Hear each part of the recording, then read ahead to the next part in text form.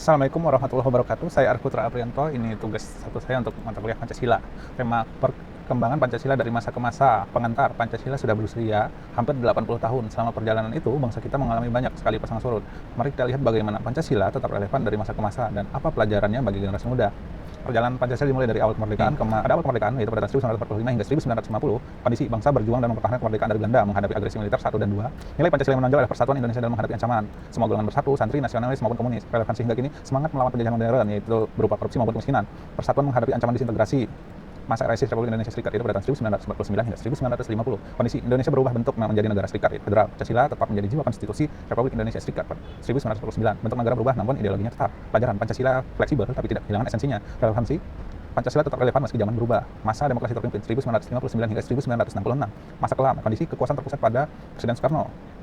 Dilihat dari Dekret Presiden 5 Juli 1959. Lalu ada penyimpangan G30S PKI pada tahun 1965. Nilai Pancasila yang dilanggar, kerakyatan, demokrasi terpusat, lalu keadilan sosial dengan penyalahgunaan kekuasaan. Pelajaran bahayanya konsentrasi kekuasaan tanpa adanya kontrol. Orde baru yaitu 1966 hingga 1998. Stabilitas versus kebebasan. Kondisi pemerintahan Presiden Soeharto selama 32 tahun. Stabilitas ekonomi naik, politik represif, KKN merajalela. Nilai-nilai yang dilanggar, kerakyatan. Parlemen hanya menjadi lembaga stempel. Keadilan sosial dilanggar dengan ketimpangan ekonomi yang terjadi. Pelajarannya stabilitas tanpa kebebasan sama dengan tirani.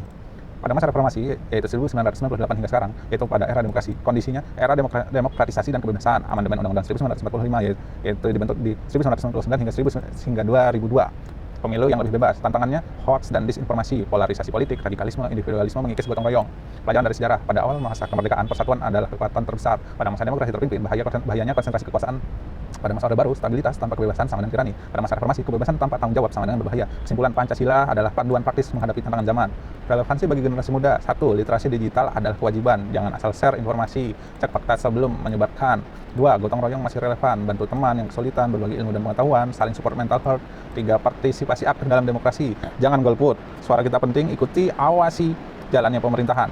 Relevansi nilai keempat, toleransi itu bukan kelemahan. Indonesia itu kuat karena keberagamannya. Hargai perbedaan sara, jadilah jembatan bukan tembok.